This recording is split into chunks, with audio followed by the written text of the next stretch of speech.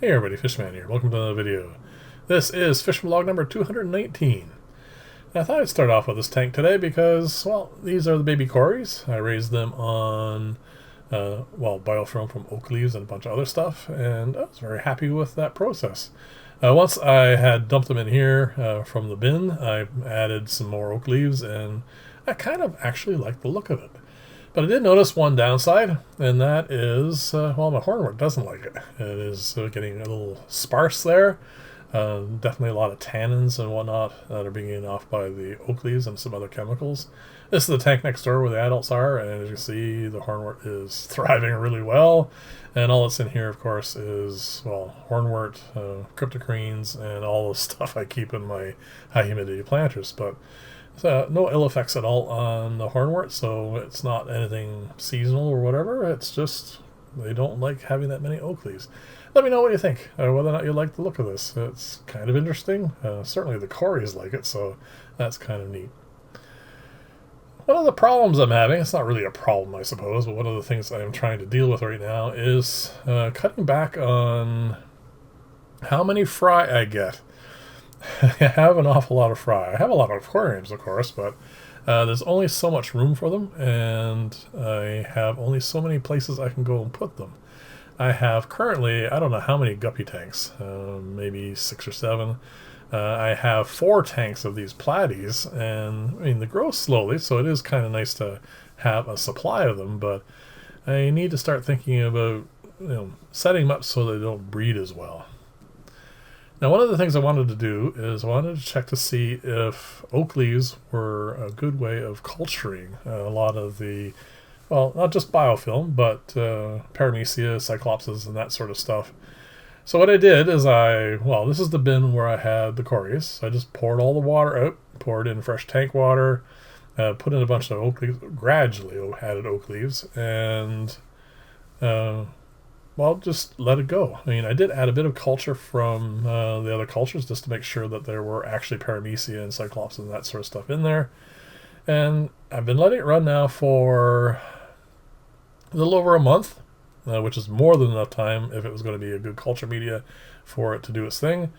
This is the result. This is just water squirted from the top of one of the leaves, and there is activity.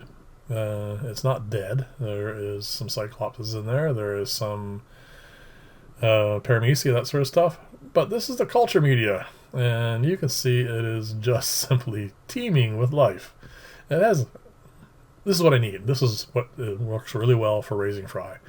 I'm going to continue using the oak leaves for the biofilm, and I will try it, an experiment using it and comparing it to non-biofilm, and both of them, of course, getting culture food. So we'll see if there's a difference. Let's just put it that way. I mean, obviously, benthic fish like the Corys will just feed off the bottom. I think maybe it'd also be really quite good for plecos and that sort of stuff. But I'm going to keep fiddling away and seeing if there's any way to improve all this. So here's a side-by-side. And yeah, you can see there's, like I said, a little bit of activity in the left. But there's just tons and tons of activity on the right. And yeah, I also need to mention, I guess, my culturing media. I was trying to just go to using dehydrated turnips. End result is they're just as cloudy as the hay ones. So what I'm currently doing here in these aquariums and then the jars above, which you're going to see shortly, is I'm just using it all. I have hay in there, and I have, I put in a small little piece of turnip every now and then, and I add more hay from time to time, and of course I do water changes. And it is very, very productive, and I'm very happy with it. So yeah, this is my culturing method going forward. And like I said, I see no reason to change at this point. I may come up with another idea later on, or you may supply me with one, and I might try those out. Like I said, it's quite successful. I wanted to show you this because I haven't shown you the pond in quite some time, but there's an awful lot of videos, let's say, on YouTube about low maintenance aquariums and having dirt in the tanks and how that's low maintenance. There's no such thing as a tank less requiring maintenance than this one. There's a ton of plants, that huge filter down there. I've never cleaned any of it. it just keeps on going. And only water changes it gets is when I pull water out for my cultures, which is where all the water comes from for my cultures. And of course I have to top up. This is one of the guppy tanks I have. I really like them. I really need to cull them. I really need to do a little bit more work with them. I mean, there's a lot of genetics in here, all sorts of different stuff, which I'm very happy about.